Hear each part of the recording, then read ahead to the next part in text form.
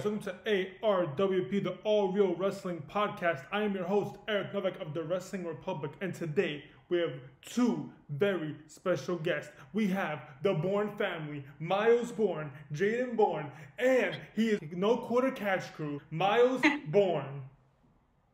Hey, thank you, Eric, for having us. It's an honor. We're really excited to do this.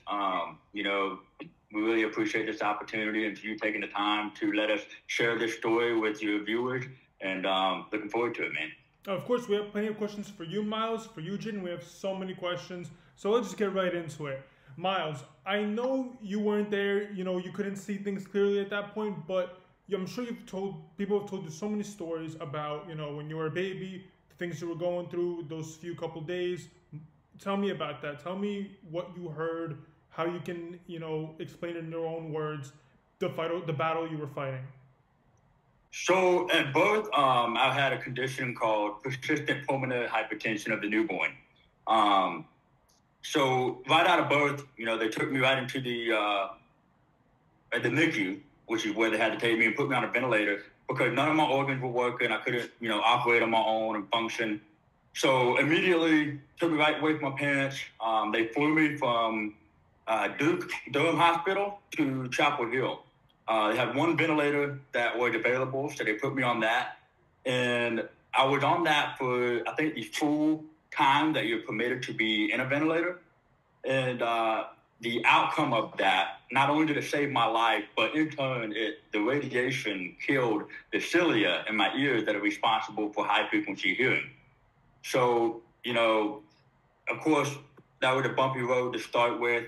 I had a 15% chance of survival. The doctors told my family that basically the kid's not going to make it.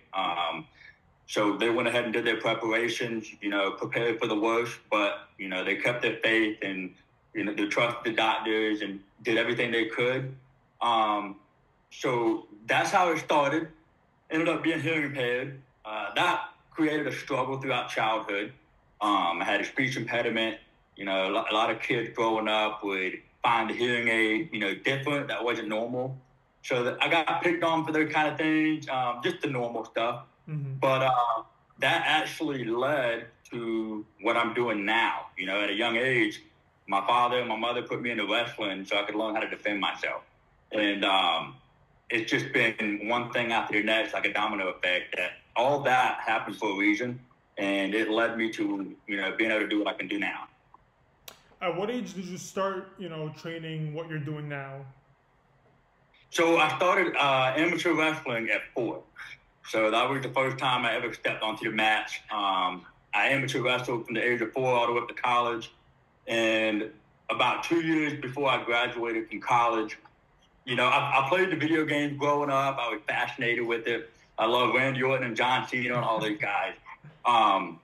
But 2 years before I graduated college, a former wrestler actually mentioned to my dad, hey, I think his son would be a great fit for this. Reach out to him, see what he thinks, and let's just get a tryout. But growing up playing the game, I didn't know you could get into this. I thought you had to be born into the business so it was always a dream, but I didn't know it was possible. And then as soon as I found that out, I was all in. I was like, let's sign me up. Let's try out. And I had the amateur background, so it translates very well into the ring. And yeah, it's just been a great journey. And it was your father who trained you amateur wrestling, right? That was like the 11 years old, right? Yeah, so he was at age 4, he was a wrestling coach. And then his buddy that he grew up with, Dan Willis, was also a wrestling coach. Mm. So he kind of handed me over to him to trust him with like the wrestling aspect. And then my father ended up stepping back a little bit from the wrestling part and just trained me in the weight room because he was a wrestling coach, a strength coach. So he was very hands-on, but at an early age, yeah, he had a lot to do with my wrestling. And then he kind of passed me on to, more experienced coaches, and it just advanced from there. Yeah, your father's a big, person in your life. I've seen a lot of, certain interviews that you did with media, and it's amazing how much he did for you and how much love you have for him. What's your earliest memory with your father? Oh, man, earliest memory. That's a hard one. I have so many early memories, but I think one of the earliest memories is probably him. We were either on a wrestling mat and he was, helping put my headgear on and strap it all up, or we were on a baseball field and he was putting up a ball on the tee for me to hit it off. That's my earliest memory of me and my dad. As a wrestling coach, did he take entertainment wrestling seriously enough? Because I know there's like two worlds when it comes to these things, and it's only recently now that both worlds like more respect each other in the sport. But before then, was it similar or not really? It wasn't really that similar. It was two opposite worlds.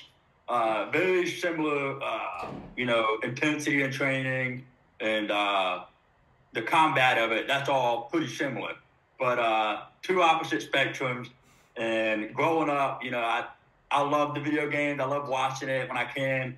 But as my dad, who was a wrestling coach at that time, he was more focused on the amateur aspect. It was fun to watch, but he was more focused on the other side.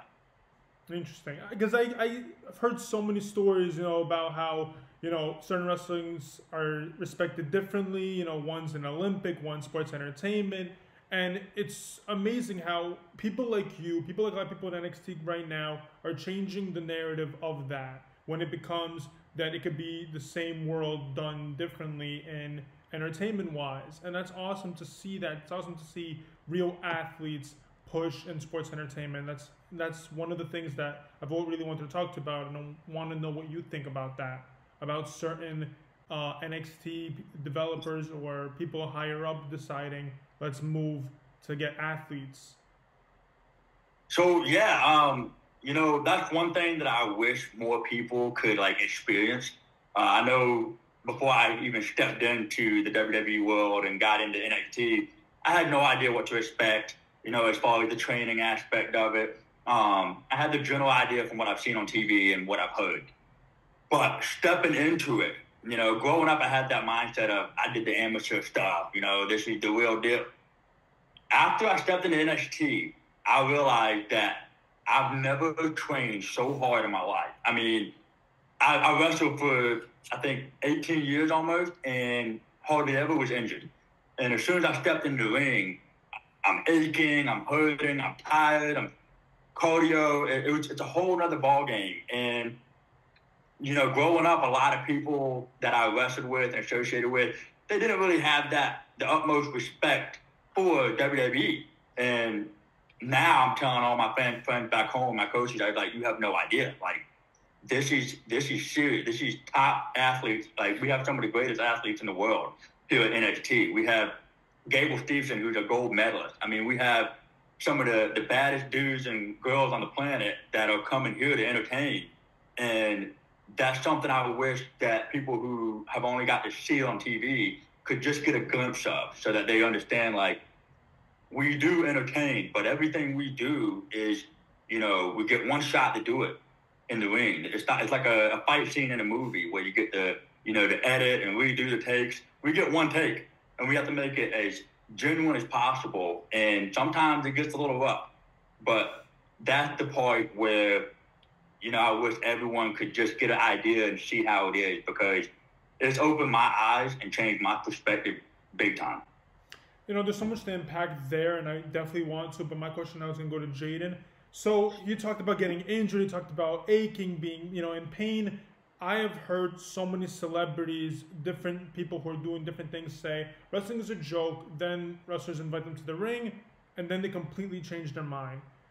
After seeing everything that he went through, is there any thought that you maybe you shouldn't do it, or maybe it's too much? Because wrestling really does take a toll on your body. You can ask anyone. So I'm curious what your thoughts were when, he decided he wanted to pursue professional wrestling. Yeah, I was all for it right away. And then I kind of started to realize, oh my gosh, this kid is really getting hurt. He's coming home from practice and shows, and he's got bruises all over him, and he's bumped his head, or he's got a big scrape on his head or something. And I definitely have said to him, this is such a once-in-a-lifetime opportunity, but at the same time, we want to have a family, and we want to have a bunch of kids and, live a long life. I'm are you going to be able to like do both, you know, be a WWE wrestler and be able to pick up your kid in 10, 15, 20 years from now? And he's really confident that he is going to be able to do it. And like I said, it is a once-in-a-lifetime opportunity. And so we really he can't pass it up. So it is nerve-wracking. You know, we pray a lot. We always pray that he's safe. He prays before he goes out for his matches. And I think that's what really keeps him strong and keeps him going is those prayers. So we're just trusting the process and praying that nothing serious happens to him. No one can get upset with that answer. Obviously, you love him, you care about him. It's a very, you know, dangerous and scary thing, especially since I don't know if it was a work or if it's planned. Did you get injured after a few level ups before the main event stuff?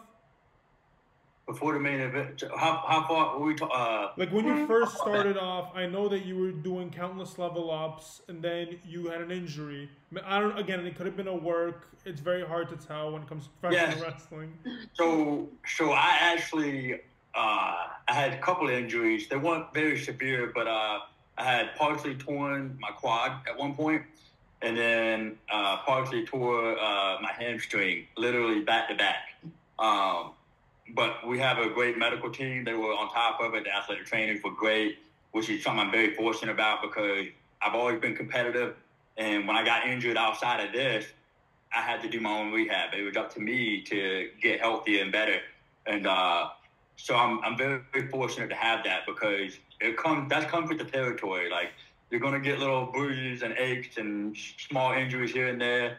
And so unfortunately that happened to me, and they jumped right on it and took care of me, and I was back better than ever.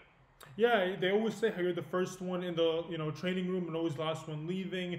You know, what makes you want to be better or at least prove yourself more than every other wrestler there that's really currently in the same position you are? So, you know, to me, like growing up, I've always, you know, looked up to very successful athletes and wanted to be on the same level as these guys and compete with them. And, you know, my dad always told me growing up when he was training, he would ask the question, why not you?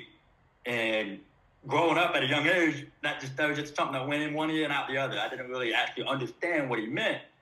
And then as I got older and started taking sport more seriously, it was, why not me? You know, I see these people all the time in the magazines and the articles on TV chasing their dreams and winning. And there's no difference between them and everyone else like us. And so here at NXT, you know, I just want to, you know, I'm competing with myself. I want to be able to look back one day when this is all said and done and be proud of what I've done.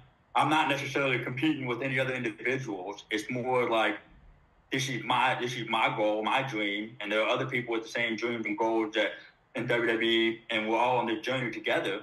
But for me, it's more like I want to be able to look back and say that I did it. You know, I want to be able to look at my kids one day and see that they're proud or know that my family's taken care of because I worked hard and it all paid off.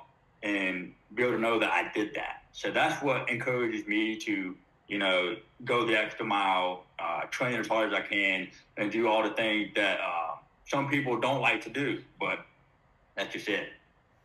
Yeah, that's, I believe, the best, you know, mentality to have and say, you know, I'm not trying to do everything. I'm not trying to push for everything, but, you know, I'll work hard to get up to whatever destiny, you know, gives me. And I feel like that's what most wrestlers don't understand.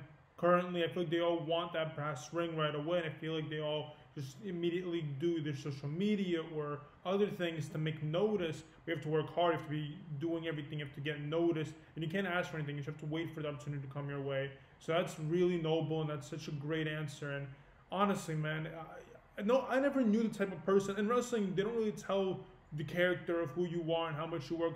They just always say you're the first one in, last one out, but it's amazing to truly get the idea of how your mind works. Jadyn, you're a school teacher, correct?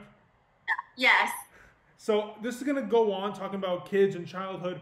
You know, obviously kids can be really aggressive, kids can be rude because they're just not mature yet, and there's obviously always going to be bullying.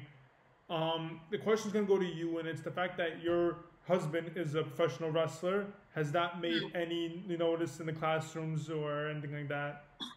Yeah, for sure. They're obsessed with him.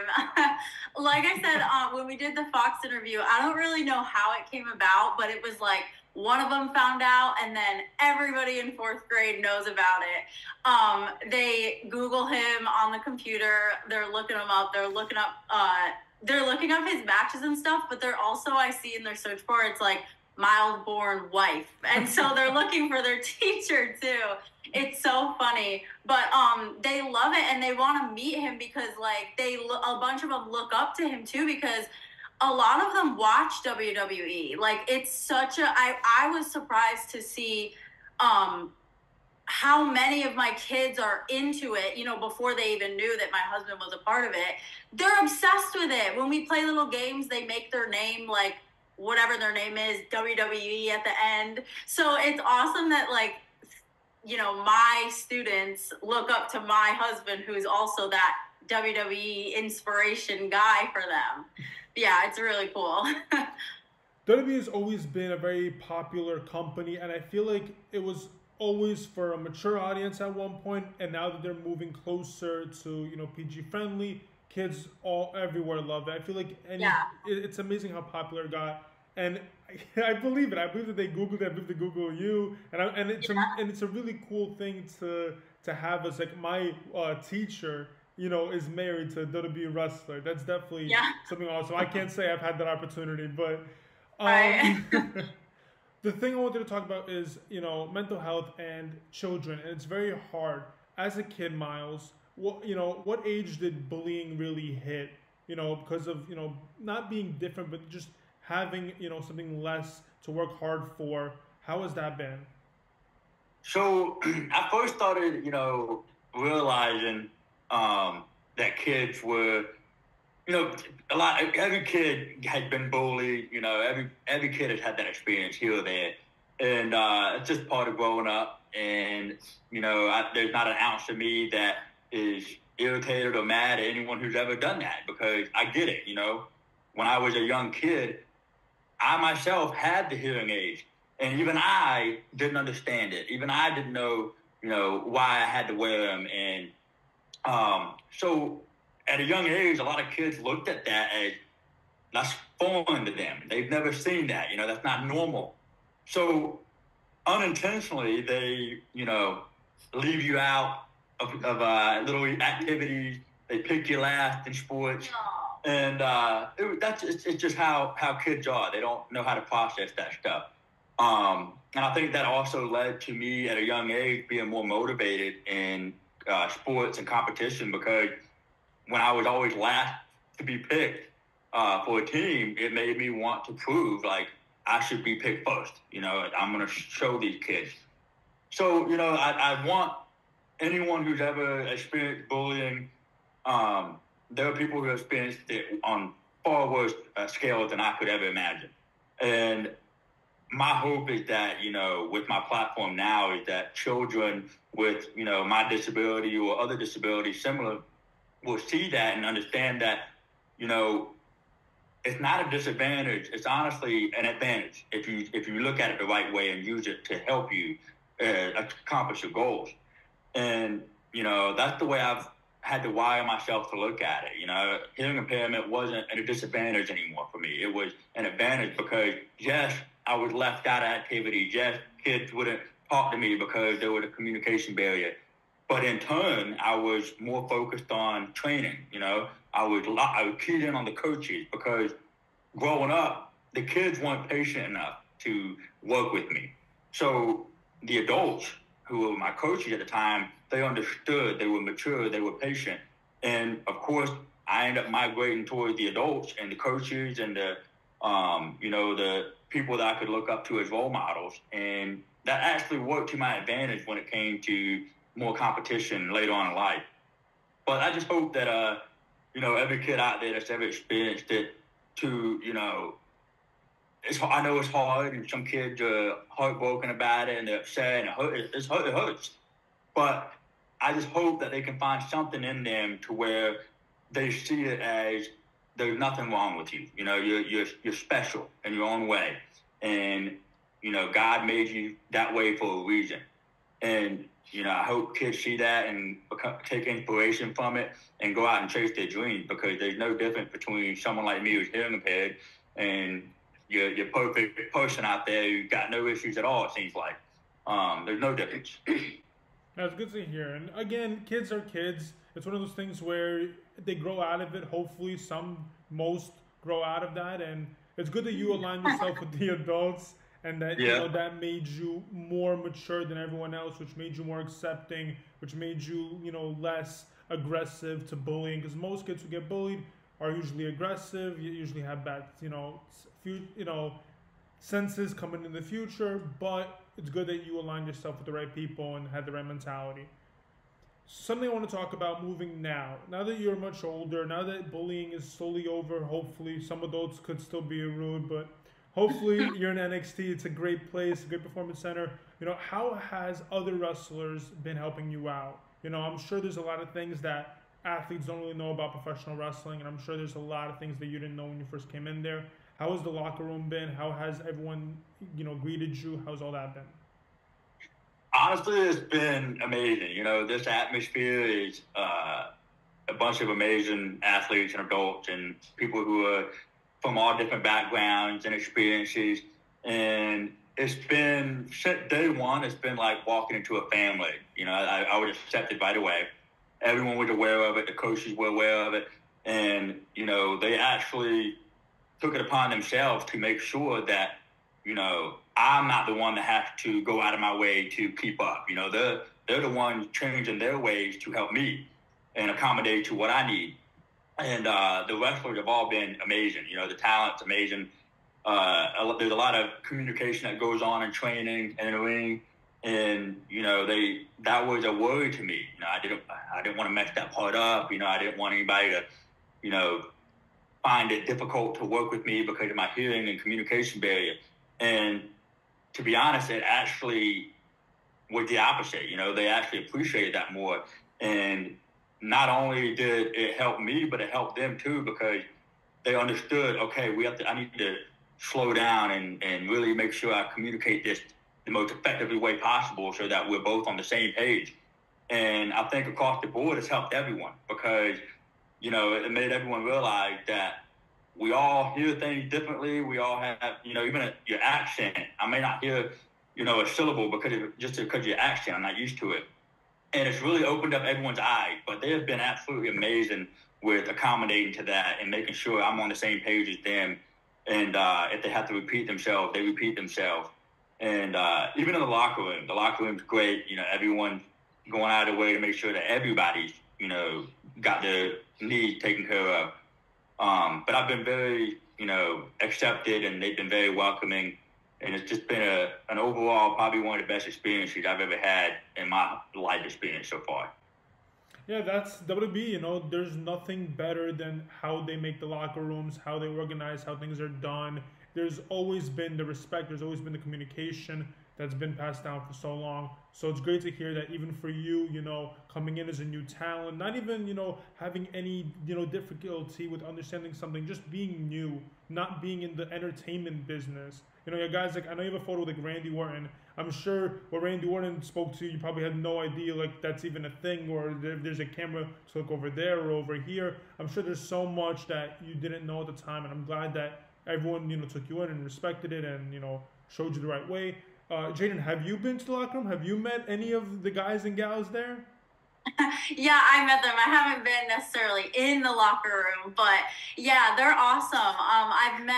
We're pretty close with a couple of the, the girls and guys there, and they're great. They're really welcoming for the wives too. Anytime that I meet anybody, they're super nice. So they're great.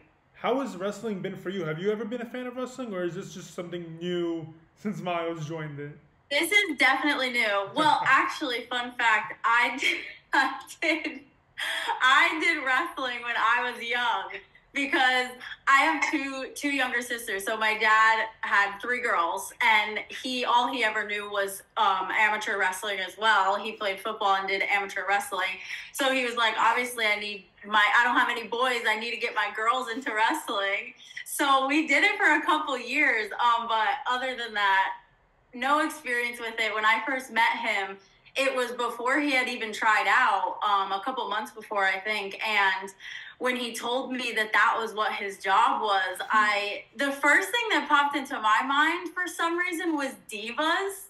I think that was a reality show, right? Mm-hmm. The Divas. Total Divas. So that's what I thought at first. I was like, he's going on a reality show and he's gonna be like some social media influencer guy. But then when he explained it, I was like, wow, that's really cool and has a lot of potential. And I feel like a lot of those athletes out of college are looking for something like this to continue their like sports career. Because a lot of sports after college, there's nothing for you, really. So I thought that it was a great opportunity. But to answer your question, no, I didn't really watch it. You know, I knew the common names like John Cena, The Rock, but I love it now, to be honest. Like, even at the beginning, I was like, oh my gosh, this is silly. Like, you guys are like fighting and punching each other. But now I'm so into like all the storylines, and we watch every week, and yeah, so it's fun. You know, how has it been going to the shows, seeing it all happen live? I'm sure it's a very scary thing to see certain moves. You know, if Axion jumps on Myles over the ring, I'm sure that's so scary. So explain that. Explain how it is being a fan, you know, watching a loved one do this. Yeah, it's so cool, to be honest. Like, I love to go sit in the crowd and watch him whenever he has a match. It is nerve-wracking. Like, I feel like I'm on the edge of my seat the whole time, because especially seeing it in person, like watching it on TV and watching it in person is 2 different worlds. And it's even scarier in person because you really see like how high that top rope is that he's getting dropped off of, or whatever happened 2 weeks ago. So it's nerve-wracking, but like I said, he always says his prayers before. We pray about it at home, so that's all we can really do, is just trust that this is the plan and that he's not going to get injured when he's being thrown from the top rope or whatever the different move is. And I think that he tells me that it requires a lot of trust, like in whoever else that he's going up against. And so I know that he has a lot of trust in, you know, those people that he is wrestling and working with. So that makes me feel a little more comfortable too. But it is so scary at the same time.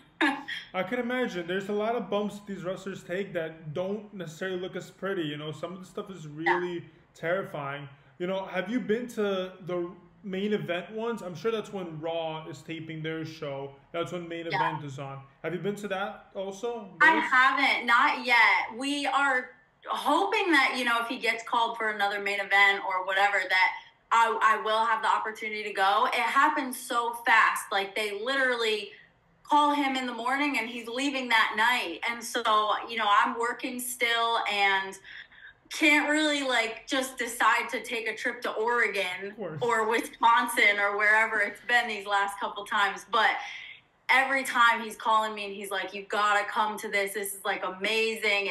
It's crazy compared to the NXT crowd. So that's definitely the goal, is to get to one of those big shows, because I can't wait to watch it on that type of stage. Exactly, that type of stage. So as I'm watching NXT and Level Up, it's a very small but amazing crowd that's always there. Those are regulars. Those are people who, you know, go all the time. This is like a special place, NXT, the Performance Center. Getting to see Myles make his debut against Apollo Crews, if I'm not wrong, at main event, which was amazing. And the fact that he got to do it on Raw, which was a stadium not like any other. That's probably the largest crowd you've ever seen, right, Myles? Oh, yeah, yeah. So explain to us that. I want to know what that was like, literally right behind the curtain, to when you get out there. So, you know, yeah, the NXT fan base is amazing. They're there every Tuesday. So they're dedicated, they're devoted to it. So, you know, I couldn't be more thankful for those people. But yeah, when I stepped outside of that and went to Michigan for the first time, And I remember, I got told when I got there, it was probably later on that afternoon, it's you versus Apollo. And I was like, wow, he's a phenomenal talent, a great wrestler. I've never gotten a chance to work with him before, but I always admired his ring work, and I thought he was an amazing athlete. So I was already just super excited, for the opportunity. And I remember getting ready for the match. Me and Apollo Crews, warming up. Didn't really see much of him that much. This is the big stage. So these guys are professionals. They know what they're doing. They're comfortable with it. They do it all the time on the regular. And I thought I was going to be super nervous. I was anxiety. I was getting amped up and didn't know what to expect. And I hadn't got a chance to look out into the arena yet. I had no idea what it was going to look like. I just heard from behind curtains the roar of the crowd getting warmed up. And as soon as I walked out through curtains, it was everything in me, all the nerves, anything I was worried about, gone. I was automatically in the best place I could ever imagine being. It was like a dream come true. I walked right out and, there's 12,000 people. Everyone's looking at you. The music playing, and it was just the best feeling I've ever had in my life. It was the highest feeling I could ever imagine. And I wish that I wanted her to be there just to experience that, because it's like nothing I've ever seen before. And, all the way up into the ring, the fans were great. They understood that, MYLES BORNE, this is his first time in this atmosphere. And it was almost as if they knew that, this is a big deal for a young up-and-coming kid. And they were all supportive and cheering. And it was great. I got a reaction out of the crowd. They were fantastic. And the match with Apollo was probably one of my top favorite matches I've ever had done so far. But yeah, that raw atmosphere is just, I can't even describe it. It's the most amazing place to be. I can't wait. I hope I can do it every week. Whenever he called me after, he was like, babe, this is where I gotta be. Yeah. I gotta be here. I think it was when you were explaining, when he walked out to that crowd, he was like, this is it. I need this. I mean, yeah, like you said earlier, what makes you, work hard and go the extra mile, and stepping out, it all made sense. It was like, this is why I've done what I've done. This is what I'm doing it for. That's exactly what I was about to say. After you got that feeling of what a crowd from Raw looks like, I bet that is now your biggest motivation. Obviously NXT, there's a lot to do. You just align yourself with a great squad, an absolute unit. And we're going to talk about that because WWE makes amazing units and groups that become something so much more down the line.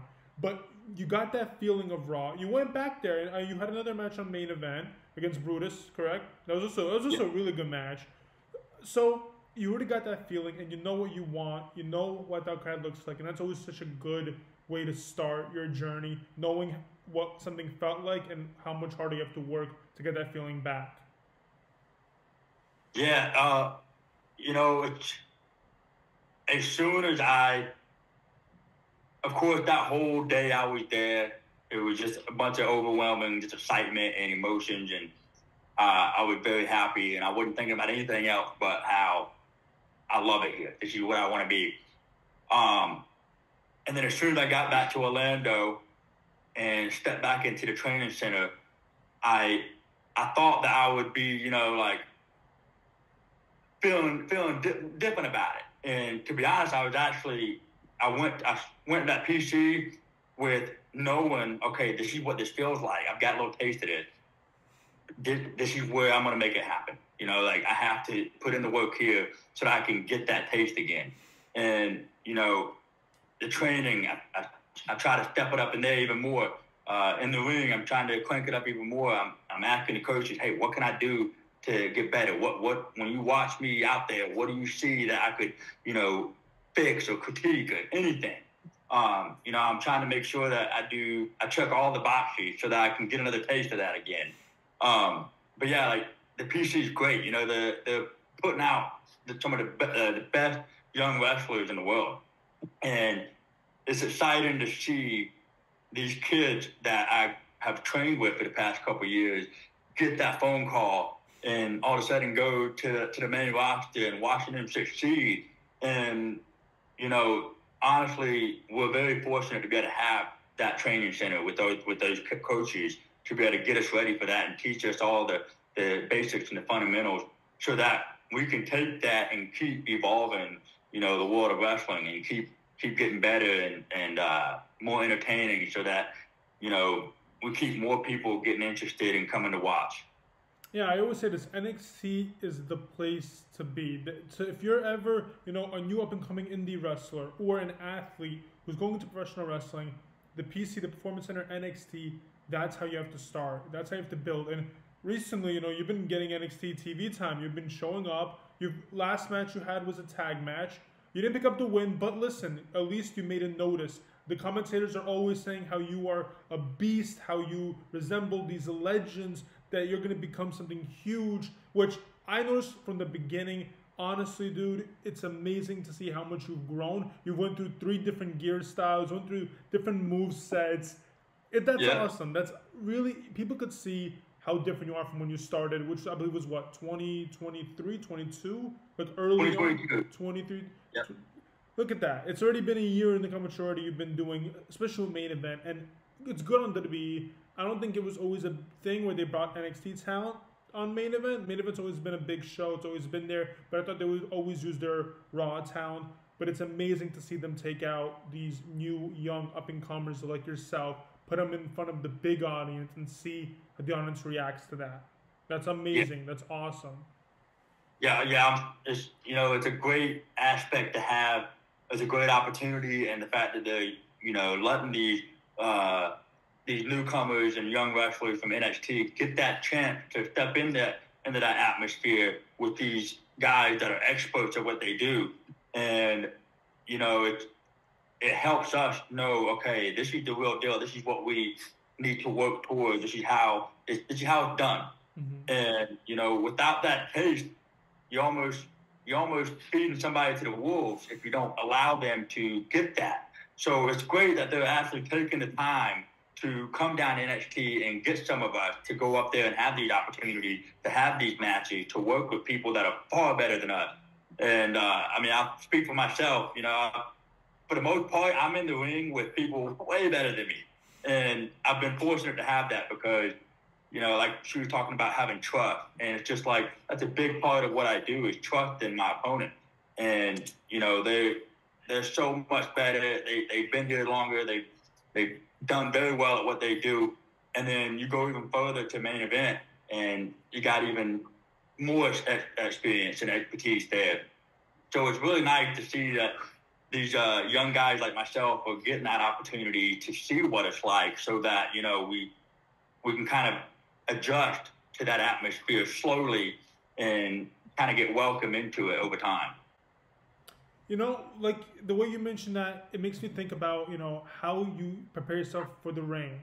In my honest opinion, I never understand how you know, hear things in the ring.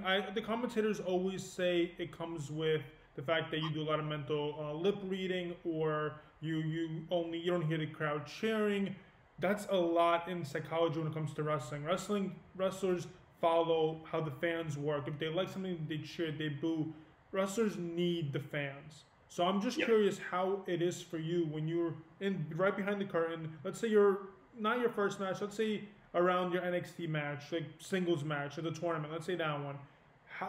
Try to explain very specifically how it's like for you to like walk out. How much do you hear? Do you hear the ref? Do you hear the slams? I'm really curious how that works. So yeah, you know, from the walkout all the way to the ring, you know, before I walk through that curtains, it's kind of like white noise. You know, I can't really pick out what's being said. You know, the crowd will sometimes get a catchphrase and start chanting it. I will never know what they're chanting 99% of the time. You know, I have to ask somebody, what are they saying? I remember my first match ever. It was right when I found out I had a match, and I was MYLES BORNE, And I remember asking, somebody, I said, what are they saying? And they said, they're chanting Miles. And I was like, oh, wow. That was cool. And so, it's just like a white noise going out there. I hear the crowd cheering and roars, but I can never, pick out what's actually being said. And then in the ring, of course, with all that white noise, you have to listen to the referees. You have to, they're giving you count. They're giving you, the rules and everything that's going on. And, they do a really good job of, when I go out there, they know, all right, we're gonna have to speak up a little bit more to this kid, So they do a really good job of making sure that they, make the announcements that I can hear and, raise their voices so I can hear them, because it's even when it's loud out there, it's even harder to hear, those conversations and dialogue from my perspective. But yeah, everything we do, involves, what the crowd sees and how they react and the emotions. And I know personally when I went up to main event, one thing I really appreciated was in a crowd that big, everything was loud. And to me, that it may sound like a normal room to everyone else. That's normal to them. But to me, that was a big difference. Coming from a small arena to a big arena, I heard more noises than I ever thought I would. And it was great because, I was able to feel myself in the moments more, have that more connect with the fans emotionally. And that was something that I struggled with a lot here at NXT, trying to make sure that the fans can relate to me and have that emotion, because it's such a, different atmosphere to where everybody's talking over each other, somebody's cheering, somebody's booing. And then when you step into a big atmosphere like that, when they boo, and they didn't like that. And if that's the reaction you're going for, you eat it up. And so that's been a difficult task as I've gotten more comfortable, though. I've learned to pay more attention to the crowd and try to look at someone's facial expression. Okay, they're upset or they're booing, or that kid really doesn't like me. I'm going to stay away from that guy. But that's just how it is. And then, as I've gotten more comfortable and confident in what I can do in the ring, I've been able to kind of step out and interact with people more and see what's going on. Because, like I said, from the very beginning, I've gone through 3 sets of ring gear. I've evolved completely different as a character. And from the very beginning, I couldn't have told you if there was even a crowd there. It was just me and the guy I was in the ring with and a referee. And sometimes I didn't even know the referee was there. I was so locked in. And that's just how it is, with amateur wrestling. We always tuned out the crowd. It was just me and whoever I was standing across from on that mat. And that is one of the aspects that I learned. There's so many variables in what I do now, which goes back to what I was saying. I wish people could experience this, because not only am I having to perform and be at the best shape of my life, there's cameras here, cameras there, instruction coming from this guy, instruction coming from this one, fans reacting. Sometimes you have to change what you're doing and off of what the crowd's giving you. And, things can change in a matter of a second out there. So, it's a lot of variables and stuff always changing and moving. And that's one thing that I'm still trying to learn and pick up on with what I'm doing here at NXT. There's so many workers in NXT, so many coaches, so many people giving you instructions. But I feel like the number one person that I think is your top coach is sitting right next to you. I'm positive. So I'm very curious what you thought of the new MYLES BORNE. Originally came in to level up. He was, shaking hands to everyone, working hard, proving himself. He aligned himself with a great team, great people, and now the attitude's a little bit different, which is fine. What do you think about all that? He is so mean and nasty in the ring. Like, it's completely opposite of who I know him to be as my husband. So it's weird to see him act this way towards these other wrestlers in the ring and be so like mean and nasty to them and like cheating and stuff like that. So it's a completely different person than I know and then who he is at home. So it's definitely weird to see him act that way within his Myles Borne character. Are you entertained? Yes. Then he's doing I can't believe it. I can't believe some of the stuff that he does. Like, it's crazy. But yes, I'm entertained. Yeah, because I heard that you talk about how you watch all of his matches, you critique things, and you know that's again, it's great to have not only someone who cares about you, but a fan's perspective on everything, especially since you're near the crowd. You hear things. Yeah. What is one thing that you've noticed as a fan that you've addressed to him about something that he's been doing in the ring? She can't pick one. There's too many. No, I don't know. I have to think of one. I do seriously. Okay, it's a halfway joke but halfway serious because we obviously talk in detail about his matches afterwards, and I'll say like, okay, can you do this or why don't you do that or whatever, and then he does explain to me like the logistics behind everything, and then it makes sense. But like I said in the interview, that it is a different perspective for me to be watching it. So I don't know. What do you think about me giving you my tips? I love advice. Great. I know a funny story is, you know, the difference between Myles Borne at the beginning and Myles Borne now. She noticed it because I remember one day I came home from work and she had been watching some of my matches. And without even saying, hey, you know, welcome home, whatever, it was, wow, you got a lot better. I was kind of insulted, but also like, thank you. Well, because I think I was watching it came up, one of his first matches on Level Up was against Andre Chase. And I remember being in the crowd and being like, this is amazing. Like, wow, you're so good at that time. And then for some reason that video popped up in my feed somewhere and I started watching it and I was like, oh, he's way better now than he was during that Andre match. But so that's why I say we're both learning because what I thought was really good a year and a half ago compared to where he's at now is like a huge difference. So really the bottom line is I have no idea what I'm talking about when it comes to these pointers I'm giving him. But yeah. I like to try. I will say this, knowing, because I'm also like in the wrestling, I do independent wrestling stuff behind the scenes. Not even he knows half the times what he has to do or how he has to do it. There's so much production, so much team that they, you know, everything is very planned out the way it needs to be. So there's so much to critique. I'm sure there's so many people who are working with you, Myles. Could be the actual talent, could be the people in the back, management. That is the most incredible thing about the WWE, that they give you that. They give you everything and more if you need it. You know, speaking of Chase Sue, speaking of, you had a match with Duke recently on Main Event, right? Yes, that match was amazing. Like you said, how it's changed. The entire aspect of how you wrestled in Level Up compared to what you did in the Main Event, compared to what you did in NXT, has been amazing. And I'm sure you're noticing because you're having new movesets, new arsenals.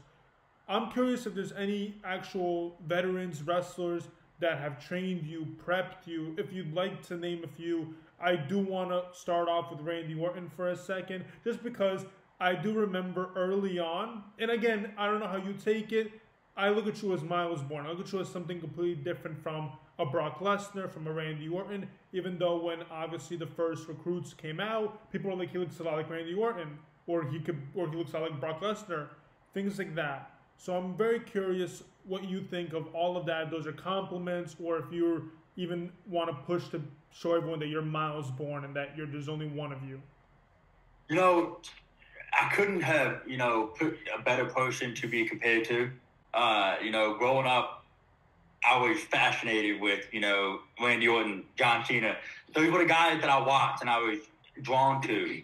And, you know, when people started referring me as, you know, the baby Viper or the Randy Orton lookalike, it was, I took it as a compliment because, you know, he's one of the greatest to have ever done it. And you can't get any better than that. That he got the game made. So, you know, of course, I want to be Myles Borne. I want people to see Myles Borne and be the Randy Orton one day, but with my own character. But, you know, I love it. I love the fact that people, you know, see resemblance there in my moveset because, you know, you always want to, in any sport, you mimic those who are successful and those who are doing it at the top level. And that goes for here, too. You know, he's one of the best people to watch and to learn from, the way he has emotion, his facial expressions, his demeanor. He checks every box that could be checked in the ring. You know, he's not just one-dimensional. He's got it all. So I like to watch these guys, you know, the Kurt Angles and Shawn Michaels, and I like to pick things. Oh, wow, that's amazing. Like, there are things that they do that have never crossed my mind. And, you know, Randy Orton, he'll text me from time to time when I ask him for advice, and whenever he's been at the PC, he'll give me some tips and, you know, share his knowledge with me. We've watched film together before, and there were things as far as psychology-wise that I would have never known unless someone of that caliber was sitting next to me and telling me about. So, you know, there's a lot of experts and phenomenal wrestlers and coaches who have helped mold me into what I am now. And, you know, I'm really excited to see how far I can take that even more. You know, I feel like I'm just now starting to kind of get a grasp of things and now see, okay, let's do this. Let's keep getting better every week because I'm excited to see where I'll be a year from now, 2 years from now. But, you know, like I said, you got Randy Orton, you have Shawn Michaels, who's at the PC. I mean, one of the greatest of all time to do it, right there at my disposal to give me tips and knowledge and help me out where I need it. You got Matt Bloom, you got Taylor, Coach Pitt, Johnny Moss, you got Brookside, Norman Smiley. You got all these phenomenal coaches who have been around for such a long time, and they're there every day to help mold me and shape me and watch my matches back and correct my form or give me ideas. You know, like, that's something that they saw. I have to give credit to them for making me, you know, change from the Myles Borne you saw to the Myles Borne now that's still developing. You know, they saw something in me saying, you know, Myles Borne I was playing a good guy at the time. And my natural instinct from amateur days is to be aggressive and to go after somebody as hard as I could and be intense. And as soon as they, you know, saw that, because, you know, they've seen it all, they made one change and my game just completely changed. You know, it's been exciting to watch and to be able to look back at my film and see how much better I've gotten. And I still watch film today and go, oh God, I got to do better. I got to change that. But yeah, I'm so blessed to have some of the guys that I have at my disposal, and, you know, the people I get to get in the ring with, you know, some of the best to do it. So I'm very lucky and fortunate, and there's a lot of people that come to NXT that get that same position, and they're blessed to be there as well. Yeah, even the group that you're aligned yourself with, you have people who are so talented, people who train just like you, and you get to watch their matches live, also see how things are and just take part in it, which I think is so powerful when it comes to professional wrestling. If you look at guys like Roman Reigns, Seth Rollins, they've all came from units, they all came from groups, Triple H, Shawn Michaels, tag teams, everything. You always need to have two perspectives when it comes to wrestling, and it's great that you have everything and so much more with NXT. And it's great, you know, that you have people like Randy Orton, people like Shawn Michaels, Matt Bloom. Again, we could be here all day naming the amount of people that are in NXT working. But, you know, something I do want to mention is Randy Orton. It's just something that, the first instinct that I had, obviously, with the gear change, with the way you look, with the way you're built, being resembled to Randy Orton is probably more compliment than anyone can get. But I want you to be the first you, which I think you're already working on very well with your moveset, the amount of moves that you're creating. I don't think a lot of people have an arsenal the way that you do. Do you have a specific finisher? Because so far you've been beating people off literally every move every time it's usually something different. Yeah, so I'm still trying to think about a cool finisher to do. You know, Shawn Michaels has given me some ideas and tips and things that he thinks that I'm really good at that he wants me to do.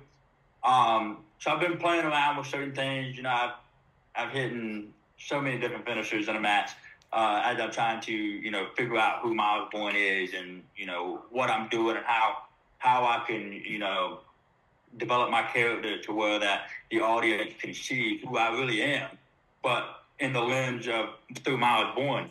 So, you know, of course, you know, I want to be the first Myles, and so that kind of takes away one of the finishers I wanted to do, which would eventually take the RKO. But, you know, I think that's one of the coolest moves ever.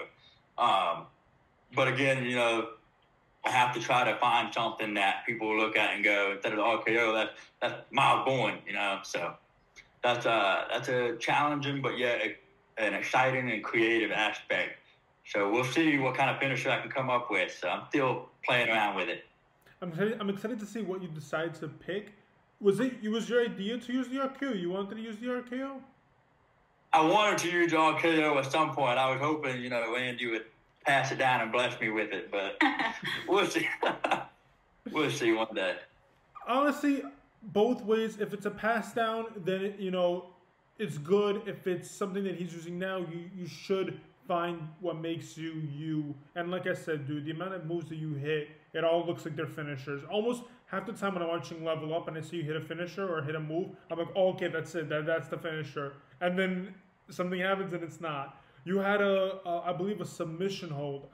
I'm so bad with the name of the terms, but it was such a tough submission hold. I thought that was like the main finisher. You know, I thought that was like a good one. That was one I did. I did that one. Who was that with? Riley Osborne. Yeah. Yeah, I submitted him. I love that one. That was aggressive. You know, that was fits my style. That fits the no quarter catch move style. You know, to catch and submit. You know, I've been contemplating. Do I want a submission finish, or do I want, you know, something with a big pop to it? You know, a big, you know, something strong. But you know, both of them are really good. That one was, you know, fun, intense, and but you know, that's always an option. Listen, you can have two. Most 2K games, let's promote 2K a little bit. Most 2K games have two finishers. Submission, on the floor, top rope. You can always have, you know, more than one finisher and make it a big deal and make it yours. Yep. So something I do want to talk about more on is the future. There's so much, we have no idea what's in stake for you. You know, it's amazing to see how much you've been doing so far. What are both of your goals as a family together and then as a wrestler? Let's start with the family part. What are your goals? You know, how do you guys keep each other sane? How does mental health run in the family? You know, everyone goes through different parts of mental health. You know, how do you guys keep each other together? So the main part that we try to focus on is, you know, we want to always be appreciative of what we have and where we are now. So we'll always, you know, I speak for myself. I'm always talking about the next best thing. I want to be here. I want to do this. I want to do this. And she does a good job of telling me, you know, 2 years ago, you said you want to be where you are right now. And I'm like, well, yeah, of course. You know, I want this. So she does a good job of telling me those things and helping me to remember to be appreciative of where I'm at right now, because, you know, I'm blessed to be where we are now. Mm-hmm. And that's what we try to focus on, because that's the only variable that we can control. Mm-hmm. I can't control what happens tomorrow, or what, you know, WWE decides here or there, or what happens with MYLES BORNE. I can control what I'm doing right now. And as far as that is understanding that we are going to have each other, and this is stable. This is the most important thing in my life. You know, this is what God has given me, and I need to be thankful for that, and everything else is a plus. And so that kind of helped keep us sane, you know, because we both daydream about, you know, me possibly going to WrestleMania one day, you know, doing this or that, main event here. And the thing is, we want those things, but we understand there's a process, and if it's meant to be, it will happen. You know. We were just watching the new show on Roku, the WWE Next Generation, and there was a scene where one of the new signees asked John Cena, like, something about how does your family play a role into, you know, where he's at now. And his answer was great. It was that, what was it? It was like his family, you know, the stability that WWE will bring for your life is always going to be there. Like, you'll be comfortable, you know, basically saying, like, you'll have it all, you'll be stable. But he has to give 100% of himself to the business, which the way that I took that was essentially like, he's going to be taken from me and our family that, you know, we are going to have. So all that just comes along with this once in a lifetime opportunity. And I understand that. And it's almost like we're trying to prepare ourselves from now and like enjoy where we're at right now. Like, will we get a Thursday night together at home with our 2 dogs with no plans? You know, will we have that in the future? We don't know. And so there's so many pros and cons to all of this.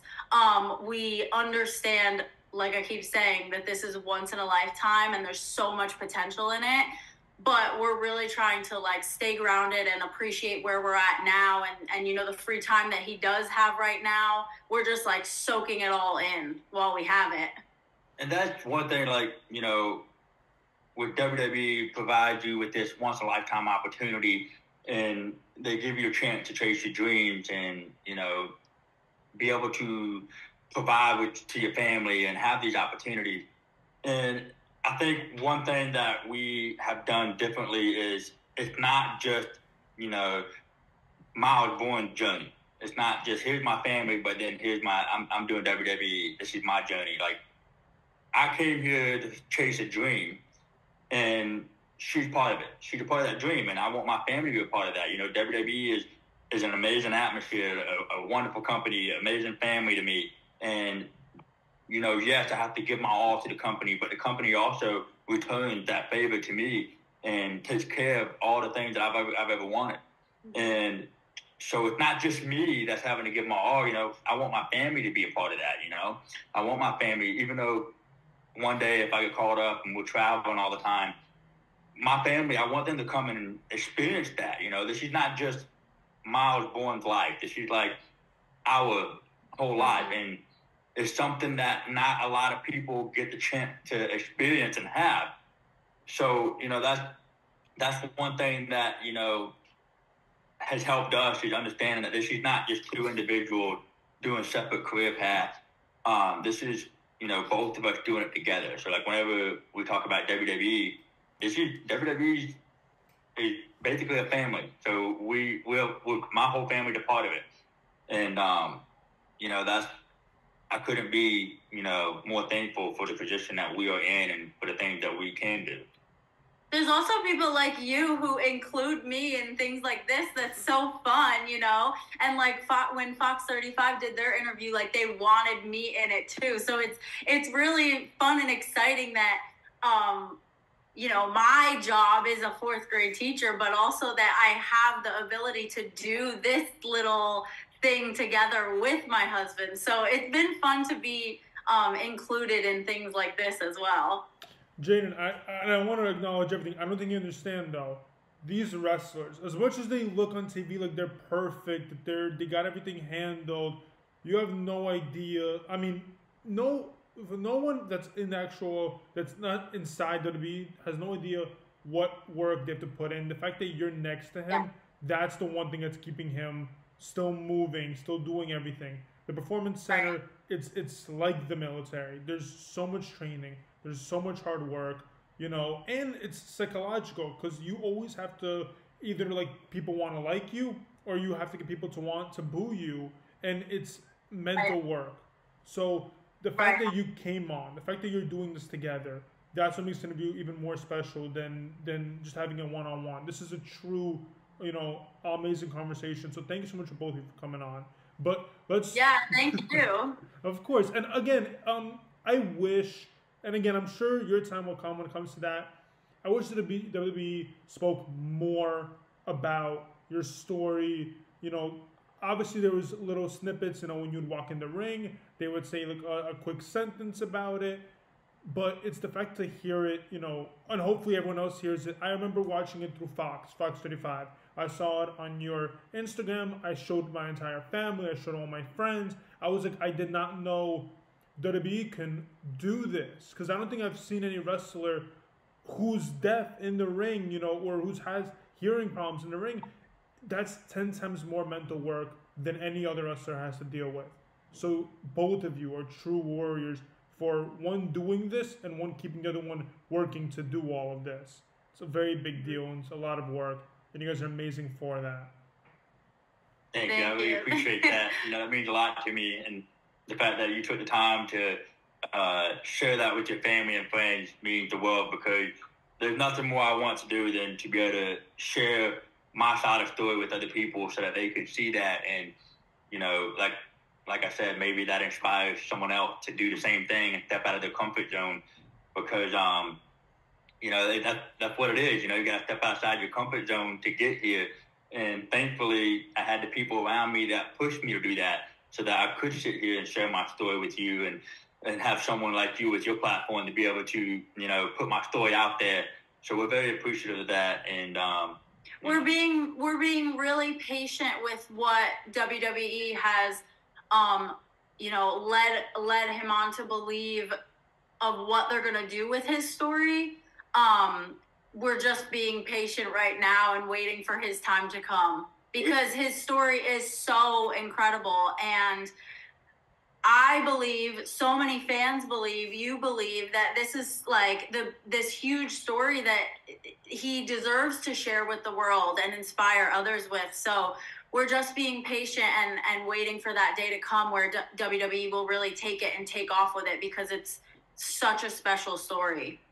And I really have confidence and belief in WWE, and that's one of the reasons on my list of why I came here was because I knew they would give me the platform to be able to do this and to have an effect on other people and share this story. And the creative team in WWE, they know what they're doing. They have created some of the best storylines and have been entertaining everyone for years. So, I trust the fact that they know what they're doing, and they're going to be able to take something like this and, make it to where it has the most impact possible, to where people can see this and actually know who MYLES BORNE is and his story, and that, I'm not the only one. There's plenty of people in the WWE who have an amazing story, who have overcome this or that and have, faced all these obstacles to get here. And, I think that's to me, that's a very important aspect to focus on, because, I like to keep in mind that, yes, these fans are cheering for me when I'm in that ring. They're here to watch me wrestle. But there's no difference between me in that ring and the kid that's in the front row or the fourth row or the very top watching and cheering or booing. There's no difference, we are all the same. We all have stories and battles that we've overcome. And I could easily be the same kid I was that kid sitting there cheering for someone else at one point. So that's what I want people to be able to have a moment where they can relate with us on a different scale and see, okay, wow, like me and that guy, we have a lot in common, and it's cool to see what he's doing. And his dream or her dream may not be WWE specifically. It could be something completely different, another sport, another platform. But being able to show them, my story and where I'm at now, and all the others who have done it before me and after me and now, that same person, that same kid can also, take their story and make something special out of it. I will say this. Adults respect the story. Respect, it's a wrestler, hard of hearing. Kids, I feel like it's a completely different aspect with them. I feel like they fall in love with just the idea of you're like Superman. I have a 10-year-old brother. I showed him. He's a big wrestling fan, but not like NXT. You know, he watches the Raw, SmackDown. I showed him who you were. He was like, wait, he does all of this? I'm like, yeah. He's like, that's incredible. And I know he's a fan. And now he's asking me. He even texted me today. He's like, hey, you didn't view him today? I'm like, yeah. Like, it's amazing how much your story will impact. Again, the adults, I don't know if they're taking wrestling the way it should be. I feel like adults are taking wrestling a different way. I think kids get wrestling how it should be, understand it, and that's what audience you have to mainly look at. Because those are the ones that are going to be falling in love with your story and telling your story and watching your story grow. Because when you main event WrestleMania, God willing you will, they're going to be the ones sitting there watching. And they're going to be teenagers at that point. Or they might still be kids, knowing how your track is going. Yeah, never know. Yeah, that's cool. Go ahead. It is. It's amazing because I'm just shocked at how much kids are figuring it out. You know, back then adults were watching Raw's War, you know, old school Raw. Now kids are really getting to the big, you know, diversities and differences in wrestling. They're like, wow, this is breaking barriers. And that's amazing with WWE, that they're always focusing on the kids' perspective and the new generation to grow. That's what I love about it. Oh, yeah, absolutely. NXT is amazing. There's so much to do, and you're just starting. I'm not going to, you know, ask you what's next for you, but what are the goals that you want to achieve while you're there before you get to the main roster? Because we're going to talk about the main roster for a second, but you're with NXT. You're with, you know, New Quarter Catch Crew. You're doing all this amazing stuff. You know, you guys already have the, you know, the cup right now, and I still want you to explain to me how that works. Is it all four of you have it, and all four of you can defend it? Explain it to me a little bit. Yeah, so Charlie Dempsey won the Heritage Cup, but with the no catch clause, all four of us can defend the cup. So if you look at technically No Quarter Catch Crew are the Heritage Cup champion. So that's a very fun and new and exciting aspect to, you know, the catch clause that we're doing. So, you know, any one of us can defend it. And another thing is, you don't know which one it's going to be. So we like to keep things very discreet and a mystery. We like to play with the element of surprise. So that's a fun aspect with this whole idea and having the cup. So the cup's been a game changer for us, and that's, you know, something that going to keep evolving, and you know, we'll see where that ends up going. But yeah, like, you know, right now at NXT, my goal here is I want to, you know, be one of the greatest talent to have come out of the PC. And that's hard because the list is long of all the amazing talent that have come out of there. But, you know, I want to be someone that when a kid like me comes into NXT for the first time, I'm one of the wrestlers that a coach puts on the TV for them to watch and learn from. I want to be, you know, one of the examples that is used at NXT. And, you know, to be honest, I just want to take, you know, my dad always said growing up, when you do a job, you're basically putting your last name on that. And if you do a poor job, people are going to see Bourne did a bad job. Or if you do a good job, people are going to see that Bourne did a good job. And that goes for any area of life. And right now, my job is to entertain in NXT. So I want to make sure that everything I do, I can sign my last name on it proudly for everyone to see and be like, that right there was outstanding. That was amazing. I want the fans to be able to watch, even if they don't like me. If they're not a fan of who I am, at least, you know, be able to see and go, I don't like him, but I can't deny that's good. So, you know, my goal is not necessarily to, you know, have this accolade or this title or any of that stuff right now. I just want to be one of the best to do it and to entertain and to basically be different. I want to do something that that's not being done right now, and bring that excitement into what I do and make people wonder what's different about MYLES BORNE. So that's my goal right now. Still trying to figure out how I can stand out and be different because, it's all been done. And there are so many that came before me that I have to look up to, and they're big shoes to fill. But I have all the confidence in myself and the coaches who are training me that I will be able to fill some of those shoes and to accomplish those goals at NXT. Yeah, like you said, so many things have been done, but NXT is changing every day. The brand is changing. The history of it is always upgrading.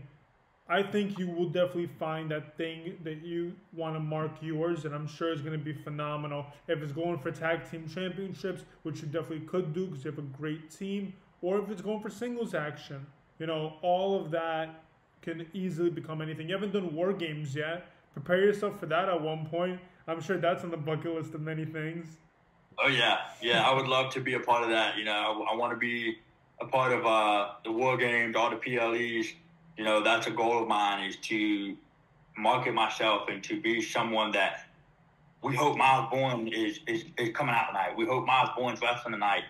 I want to have that wow factor that people are coming and looking for and hoping that MYLES BORNE will be there. And, we have a really good team. I mean, we got Damon Kemp, Charlie Dempsey. We got some really good talent. And, you could match it up however you want to, and I think there would be a pretty good threat to go after the tag team title. And that would be fun for us if we could do that. And like I said, we got all these guys in that group. Any one of them could step up and be a contender for that. So hopefully we can do that and team up and go after something like that. I would love to, at some point get a run and go after the singles title if I can, But yeah, those are all things that, I have to check the boxes here in order to open that door. So that's what I'm focused on now is, what can I control? What can I do now to put myself in position to be, a contender to go and face over Femi.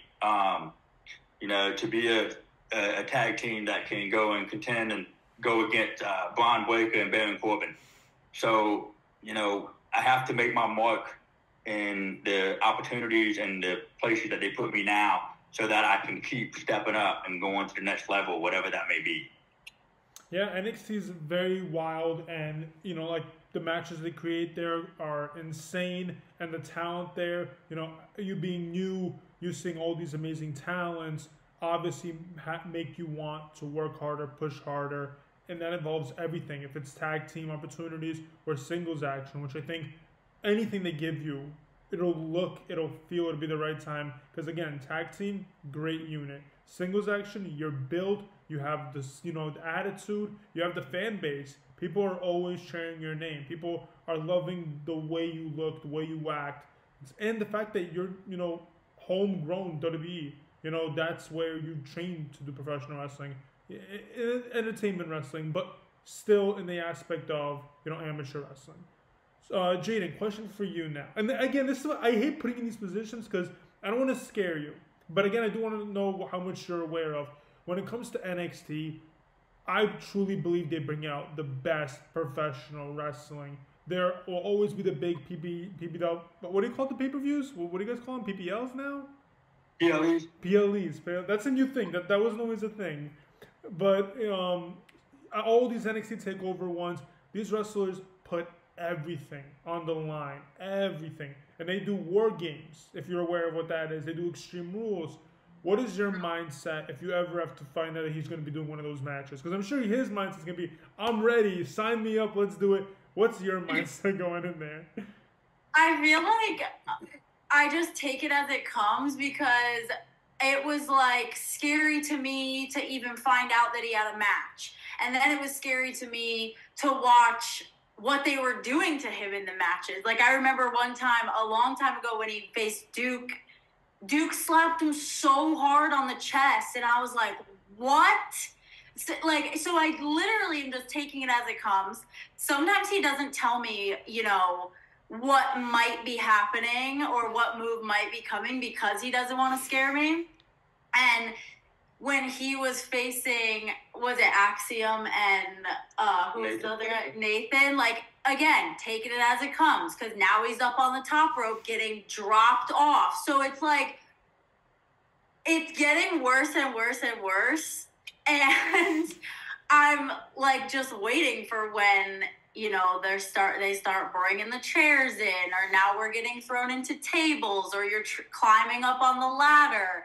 I don't know. I'm just trying not to think about that too far ahead. It's hard to watch even some of these guys that, I've met once or twice. I'm feeling for them too, as they're bleeding all over and getting thrown through a table. I don't know, truly, to answer your question, I don't know how it's going to feel or what it's going to be like when it has to be my husband being the one getting seriously injured in these different matches. Yeah, I don't know. We were just on the edge of our seats when he was going up on the top. I don't like to tell her anything, when she's out there, to me, I want to entertain her just like I do the fans. Yeah. I don't want her to know. I want that excitement to be real for her. Yeah. He's a smart man. Smart man. You're a smart man. I get what you're saying. I get in two ways what you're saying. Yeah. And, of course, when they start bringing out the extreme stuff, and I'm excited about that kind of stuff. You're smiling. You're literally smiling as you're talking about it. You have to be a little crazy to do it, but watching the other talent do it, like when Joe Gacy and Dijak had the steel cage match a couple weeks ago, I'm on the edge of my seat. I'm in it with him when he's doing all the stuff. I'm fascinated. My adrenaline's pumping, and I'm just thinking about the excitement and the physicality of it, and that's what I live for. That was what I grew up doing. I could tell you, they tell you don't try WWE at home, but when I was a little kid, we put a ladder out on the trampoline and we'd jump off on it and land on each other. And now, 20 years later, it's the real deal, and I'm looking forward to that. So, one day when they give me that, that trust and that opportunity to be able to step up and do those matches, I'm ready. I feel like we're so strong in our faith that that's really the only thing that we can rely on, is that literally whatever is meant to happen, whatever is a part of God's plan for MYLES BORNE in the WWE is what is going to happen and is what's meant to happen. And I try to tell him too, obviously I don't ever want him to get hurt, God forbid, but I'm it's all part of his plan. God forbid you are one of the people that one of the 50 million people in there that tear their ACL and have to be out for 9 months. It's a part of the plan, and I think that is what keeps me sane. I'll speak for myself, is that I know that these matches, whatever happens, is all part of his plan, and he's got a bigger plan than we can ever see, and this just might be a bump in the road, or maybe unfortunately it's the end of his career, even thinking all the way on the end of the spectrum. We just are so strong in our faith and just believe that it's all a part of his plan no matter what happens, and pray that it doesn't happen.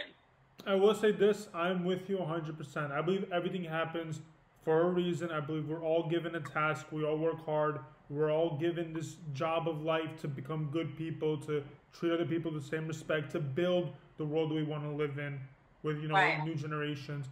And again, being realistic, that's not a bad thing. It's when you have, someone who wants to dream big, go big, it's good to always keep them grounded. Not that they fly too high, to keep them grounded. And I feel like that's what makes you guys the perfect team. Because there's one person who will come to you, give you ideas, pitch many things, and there's someone who will be like, maybe don't do that. Maybe do this, but differently. Which, again, that's the perfect team.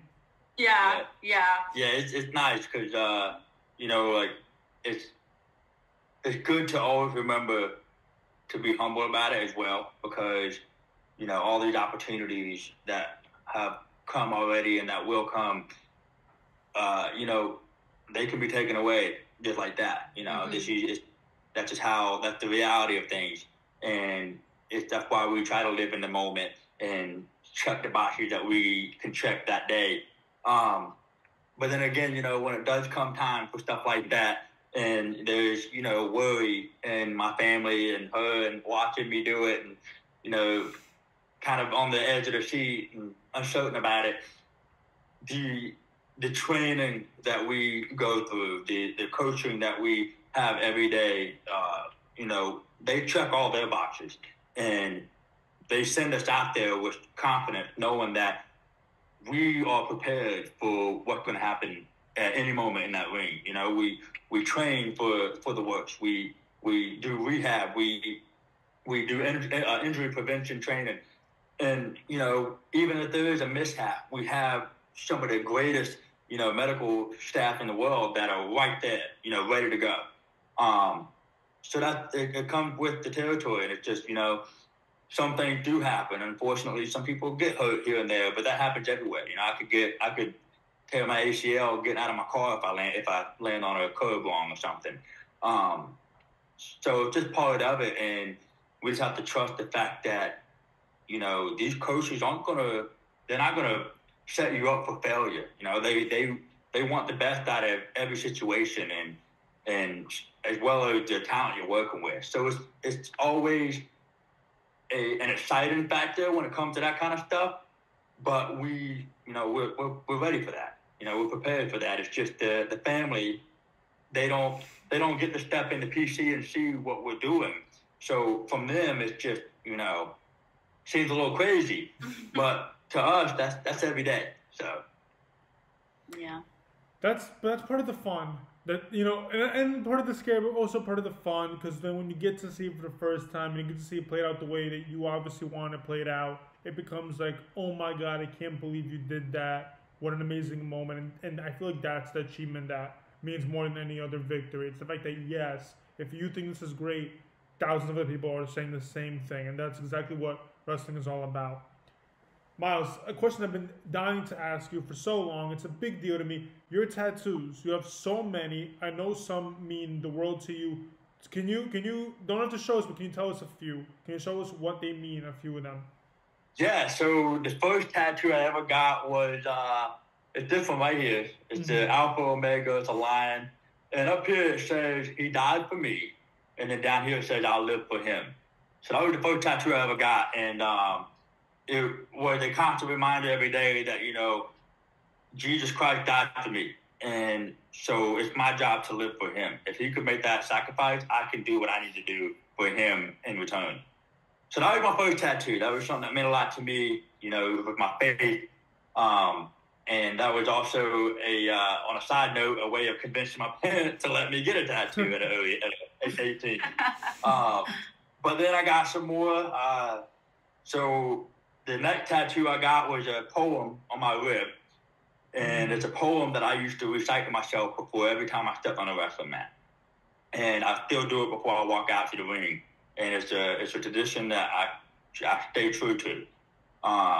So it's kind of been like a thing that I've always grown up saying before a match or before a big fight. And I got it tattooed on me because it was something that carried me through all those tough moments.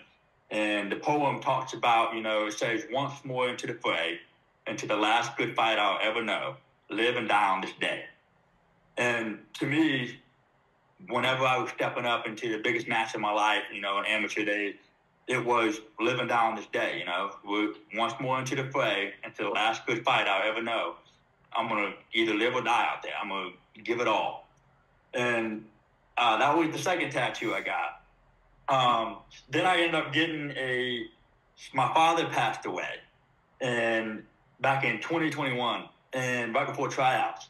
So he wrote me a letter to me, and I got his handwriting. My tattoo artist was able to take his handwriting and put it on my forearm in honor of him. And it ends with, I love you, son, always dad.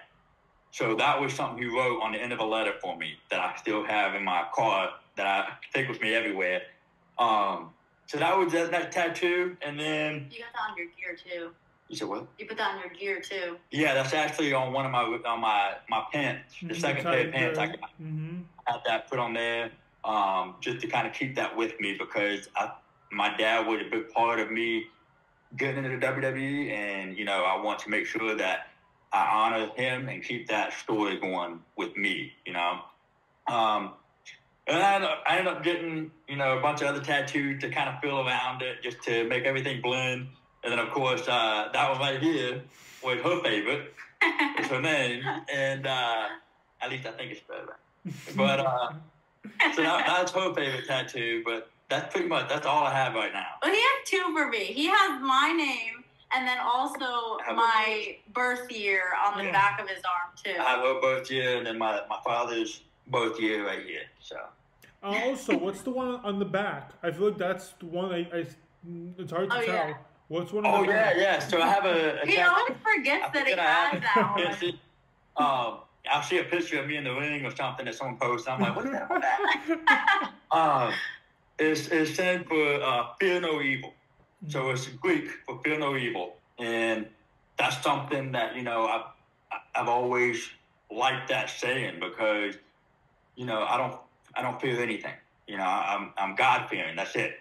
So that's how I've been raised, and that's my mentality when I'm out there, and it translates into the the WWE world. I'm in the ring. I don't fear anything. So that's what that tattoo is. You should tell about your promo at tryouts. The promo? Yeah, we were watching the WWE Next Generation, and they're at the tryout and they're doing all their promos, and so I was asking him like, how did your tryout promo go? Like, what happened? How did you stand out? I know that he did his backflip because they did like a promotion on the WWE. There was a clip where he did a backflip at the end. Yeah, yes. So that was cool that I got to see that. I went out of thing to say, so I just did a backflip. Yeah. Yeah, you were in a dress shirt. You were in like a. I was surprised. I was like, they're incredible. Yeah, that was so cool to watch because I got to see that tiny little glimpse of the tryout because we had just started dating whenever he went there. But yeah, tell him what your promo was. It was so good. I was like, oh, no wonder they hired you. So it was okay. Let's hear it. Let's hear it. If you, I'm dying to hear it. Let's hear it. So another backstory of how I had persistent pulmonary hypertension. I actually flatlined twice on a helicopter ride when they were transferring me to the hospital. So to get everyone had these amazing promos and stories, and I'm sitting there thinking, well, crap, like I got to compete with these guys. I got to have something. So I just talked about how, I had died twice. And, at the time, at the tryout, my instruction was to give a promo based off of why I think I should be the one that deserves this position amongst all the other 100 or so athletes. And, my perspective was, why would I fear any man here, for this position? I defeated the devil himself. And they all kind of looked at me like, what do you mean? I was like, I've died twice, yet I'm still standing. So why would I be worried about these people? And that, of course, everyone had questions then. You died, what happened? So that was just a kind of glimpse of the promo that she thought was amazing. That's that's true. That is amazing. That is amazing. Because it came on the fly, first of all, and the second of all, that it's a true story. Most people don't have, that story to tell, that you're a fighter and a warrior at the same time. And you bring that up, and it makes me think about something Sean actually said. Sean did multiple documentaries, and he talked about how he was also having battles with the devil himself when it came to different issues, and how he found God, and how that changed his mindset. I'm curious if you've ever had a conversation with Sean about that. Yeah, that is he's aware of my story, and he's talked to me before about it.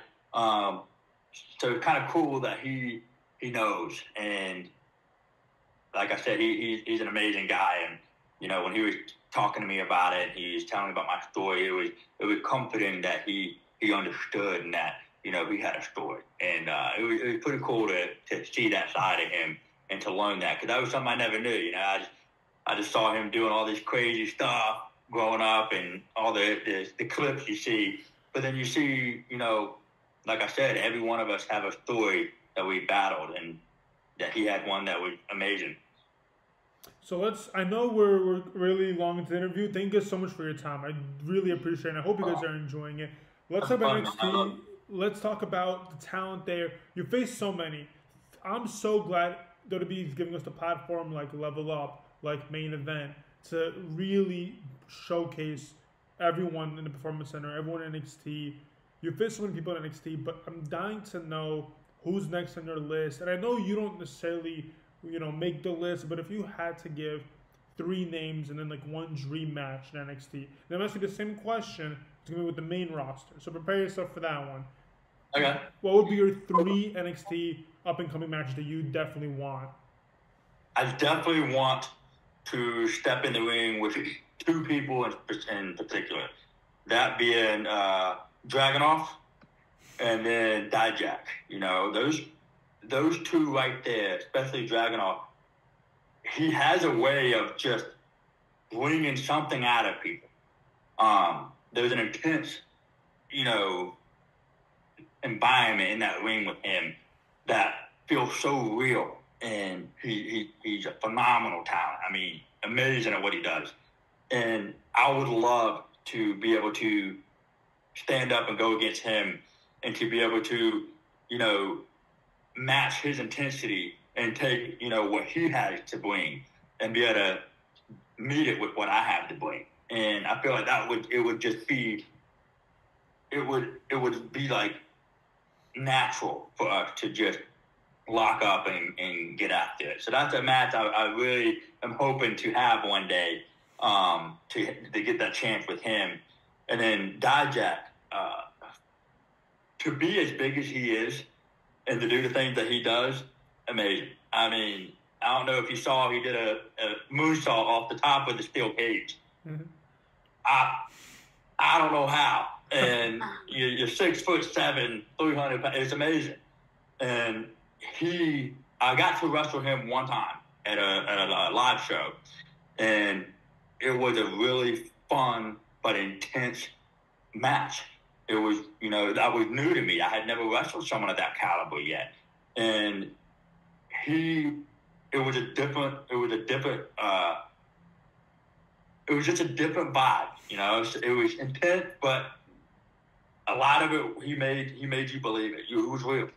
And that's what I love. I love when someone brings that out of me, and I'm able to match it with them, because that's a physicality that I grew up with. That's something that's natural to me. And when someone else of that same caliber steps in the ring and brings it to me, I love it. That's my favorite matches so far. So those 2 I definitely want to have an experience with again, now that I'm more advanced. And listen, Ilya Dragunov and Dijak, those are not easy competitors. So the fact that you noticed, how Dragunov brings the best in everyone, and Dijak is not just a tall human being, he is also a sports entertainer and really good at the work. Those are 2 amazing matches, and I really hope we get to see that. Now, jumping to the main roster, I'm sure there's going to be a lot of names. Give us 3 names. You got to think about it really, really hard. Give us 3 names that you want to see. And then I'm going to ask you one question. What's your WrestleMania, even though I already have an idea, what's your WrestleMania, dream match? Dream match? WrestleMania. So you want me to give you 3? Main roster. Raw, SmackDown. Yeah. Right? Current, yes. I definitely want to have a chance to step in the ring with Randy Orton. That's a dream of mine one day. Of course, I have to, get to the caliber to where I can have that kind of a match. So he's one of them. Another one, Finn Balor. I really like his work. Amazing wrestler. Intense. I would love to get in there with him. And then the 3rd wrestler. Correct. Ooh. tough. I think. It's really funny to see this because I feel like if I didn't ask you, I'm sure he brought it up to you many times. Like, oh, I can't wait to verse this guy or this guy. It's only when you're asked the question, it's like, wait, Yeah. who was I thinking of? Yes. What about the Usos? You love the Usos. I love the Usos. Yes, I do. They're cool. They're fun. Man.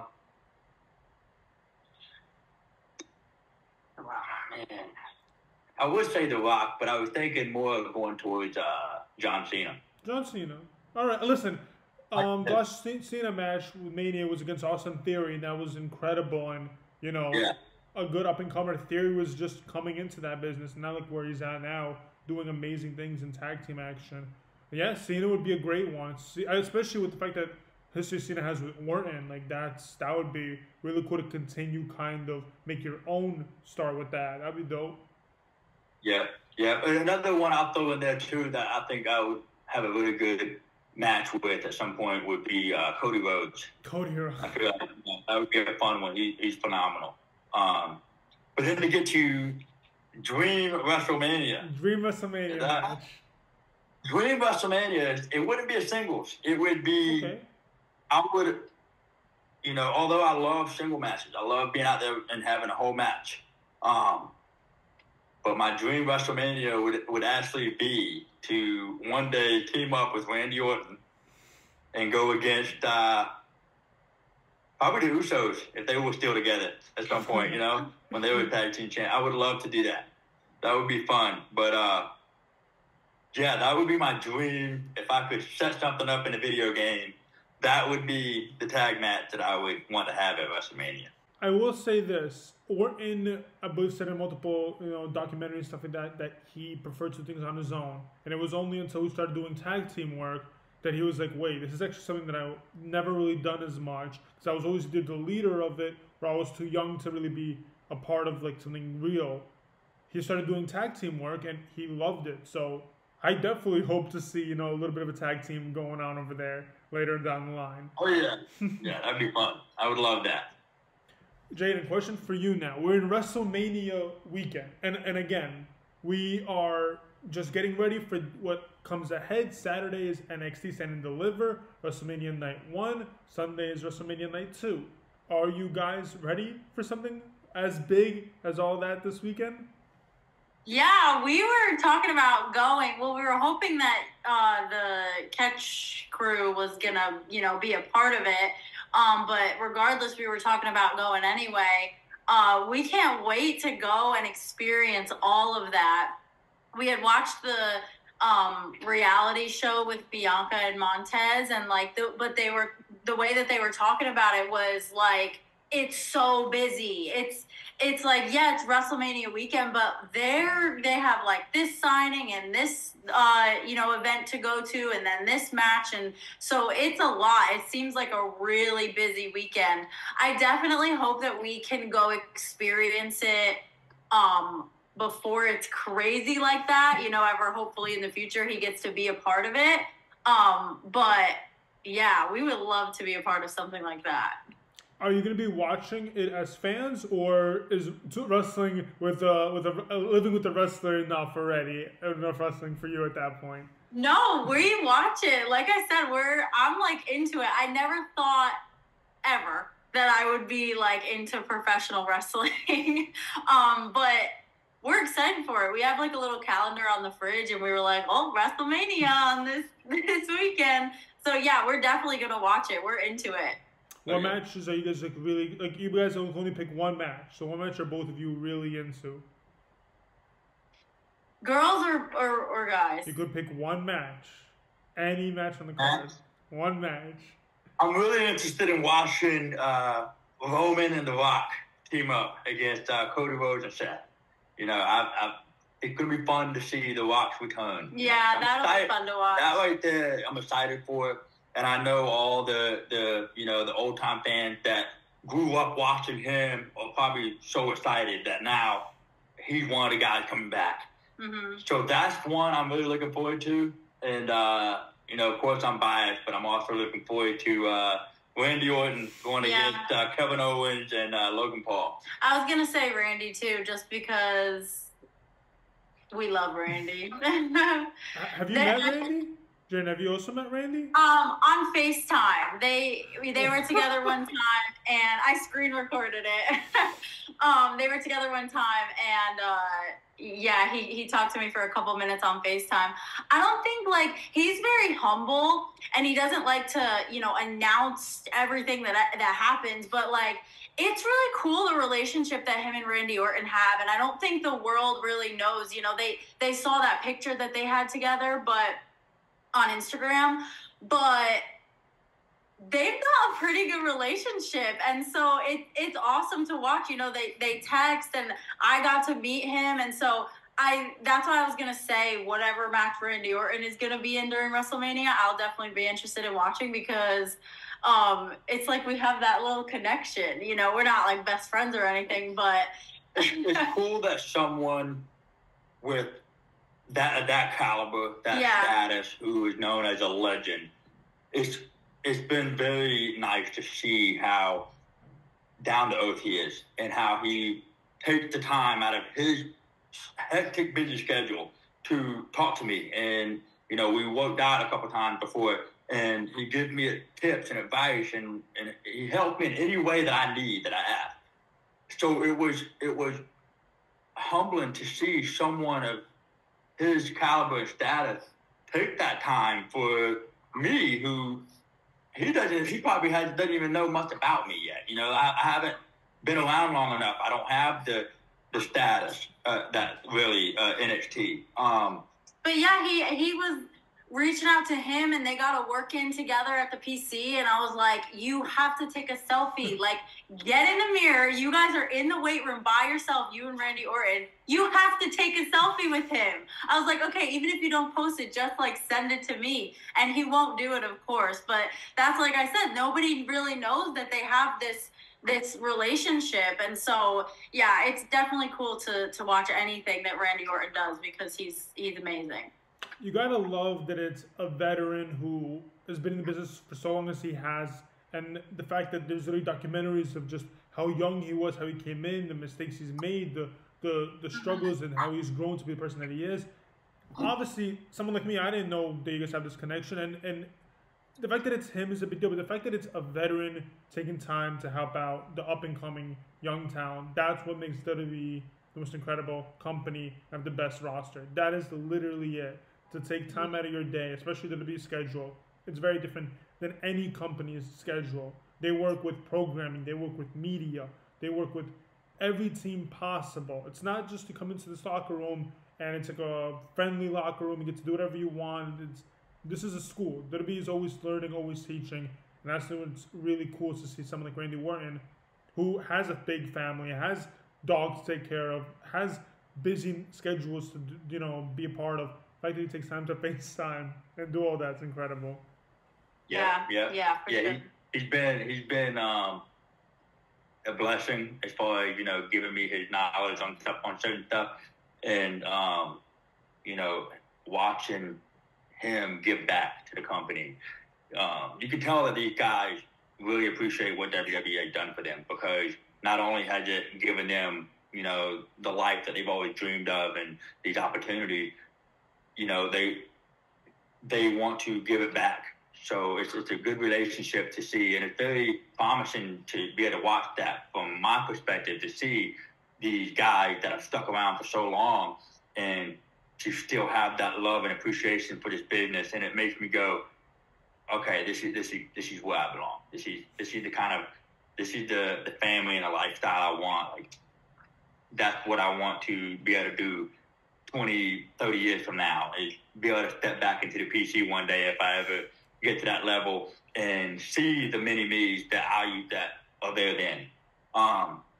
So that's definitely cool to watch these guys, you know, take the time out of their day and give back to the company that have done so much for them as well. I will say this, I've interviewed over 100 wrestlers, and no one ever gave me that approach when it comes to being young, new in the business, you know, talking about how my goal is not really the title, not really what this is. It's the fact that way after that, it's the fact that I want to give back to all the younger generations. I want to learn as much as I could. That's the goal here, because at the end of the day, wrestling, you know, I'm only going to do it for X amount of years, and then I want to give back. And I think that's the greatest thing. I think having that mentality, that's going to get you to the top, and that's what's going to give you this happy, successful career, thank God, willingly. Yeah. So let's get to the end. I know I got you guys for a long time. Did you guys notice how the weather, literally, the sky went dark? You had to turn on the light. I kept you guys this long. I am so sorry, but I'm you're so fine. sorry. You're fine. You're great. We wouldn't be doing anything else. This is great. So this is one of the most touchy subjects, and it just means a lot to me. Fathers are the biggest thing. It is by far one half of who makes you you, and it's a very big deal to have one, to share one, to learn as much as you could. You know, sad to hear what happened. It's sad to hear your father's no longer with you. Amazing that you tattooed the last letter. I almost teared up. I tried really hard not to, because I don't know how you get, but that was incredible, and that was something that I don't know. Many people don't know, and the fact that you just said it, people will now try to look into it and try to see that and relate with it. Incredible that you did that, and something I just want to talk about is the fact that you may not have your father. You know, Jadyn talked about your father, talked about how he had all girls, he loves wrestling. You know, what has it been like for your father? Because I want to do both, but I want to do one with you first, Jadyn. How has it been like for your father to have, a son-in-law like Myles, who's, probably the first boy in his family, and also the fact that he's following wrestling, which I'm sure seeing live or seeing on TV is very different than the amateur wrestling that, old school style that he was aware of. Yeah, they have so much to relate to and talk about, and that was one of the awesome things about him and my dad, is that they just clicked right away because they had so much to talk about between like football and amateur wrestling. And it's definitely a new world. Same for me. It's a new world for my family to step into as well. But they're super supportive of him. They watch every single match at home too. My mom and sister got to come down and they saw a live show too and got to see that fan perspective because they've been watching it on TV for years. So, me and all my sisters are married now. So now my dad has 3 son-in-laws. So he's definitely happy to have some boys around because literally it's been girl dogs, everything for his entire life. But yeah, they have an awesome relationship, so much to talk about. And yeah, what do you think? No, that was good because, you guys have definitely talked about, like the difference between what they've known about amateur wrestling to what he's doing now. Yeah. So he does the amateur wrestling and he knows exactly, that what that sport is about and what it takes and all that stuff. And it's been fun. Like I said, I was catching up all my old wrestling folks about this stuff is no joke. Yeah. This is real. And he was curious about that. He would ask questions. He'd be like, so what is it actually like? Is it the same like what you grew up doing? Yes, very much so. So it's been cool to be able to tell him, who relates to wrestling, it gets better. This, this is the professional part of wrestling. And so yeah, he talks about sports and wrestling. So it's been nice to have a father-in-law who relates to me on that aspect, So it's been fun to be able to actually have someone else I can talk to about that because, like I said, the girls they fiddled around with some wrestling back in the day, but they don't exactly know what I'm doing to the full extent, and he's able to relate to it as much as possible. So it's been nice to have that. My dad has found that same new respect for professional wrestling that he has found as well, because he's able to explain to my dad how hard, and my dad can see how hard he trains and so much work it is, and it's so straining on their bodies. And so my dad has found this new respect for professional wrestling that he never had before, because he kind of talked about it a little bit, but there's almost some beef between the amateur wrestlers and the professional wrestlers. And so there's this newfound respect for it once you actually get to hear and see about what these professional wrestlers go through in the business. So, yeah. So the last thing I want to end this off with is Myles. Your father, very big deal to you, and I want, you know, everyone to know how much he meant to you. If there was one quote, one lesson in your life that you learned, and I'm sure you have a lot, if there's one that you can end off with this podcast, I want to give you that honor. I want you to honor him by giving the last lesson that, you know, to end this whole thing. Something that people who are at home, you know, listening to this have sadly the same, you know, problem, who are lost and need guidance. What is one thing you could share? One thing I would share is he was an amazing man. Touched so many people's lives and was a very good influence on a lot of people. And he would always say, you know, not everyone's going to remember, you know, what you accomplished, what you won, what game you won, but everyone will always remember how you made them feel. And that stuck with me forever. And that actually, you know, ironically worked in the WWE world. It's about how people feel when they watch you wrestle. So it's kind of cool to see that something he had always taught me since a young age carries me into now my professional career. And it carries me through every day. You know, no one cares about, you know, no one's going to remember who won the high school football game in the playoff back in, you know, whenever. But they'll remember, were you a good person? Were you nice? How did you make them feel? Did you make them feel, you know, good about themselves and important? And that right there is probably one of the best lessons he ever taught me. Besides, you know, work ethic and putting your last name behind everything you do. It was the kind of person you are is the most important thing you can do. You know, whatever you do in this life, be a good person, and that will live forever behind you. All right, perfect. And I hope, you know, you guys got everything you need. I hope you guys really enjoyed this. I hope you guys, you know, it wasn't a waste of your time. I hope you really enjoyed it. I hope everyone who was watching managed to learn something new, learn something great. I love that I learned a lot today. I'm going to take this back. Again, thank you so much for your time. Thank you so much for doing this. Myles, before we leave, Jadyn, is there anything you want to plug? Any charities? Any, you know, social media accounts? Just to give up followers, give more, you know, range. I know upcoming wrestlers definitely want more people to have eyes on them. So if you have any social media accounts like Myles, if you have any Instagram, Twitter, and you want people to follow, definitely promote. Yeah, I have my Instagram is MYLES BORNE _WWE. You know, that's really the only platform I have. I'm not a big social media guy, but so yeah, that's my Instagram. You know, I post a lot of my wrestling stuff there, and for anybody that's interested in seeing, you know, what MYLES BORNE is about, that's where you'll be able to see most of my stuff and you know, learn more about me. So yeah, that's my platform right now. Mm-hmm. All right, Jadyn. Yeah, I really appreciate this interview. You taking the time. I mean, you know. No. It's your time. It's definitely your time. But thank you guys. Thank you so much. We'll see you guys next time. This has been ARWP. We were here with Myles and Jadyn Borne. Thank you.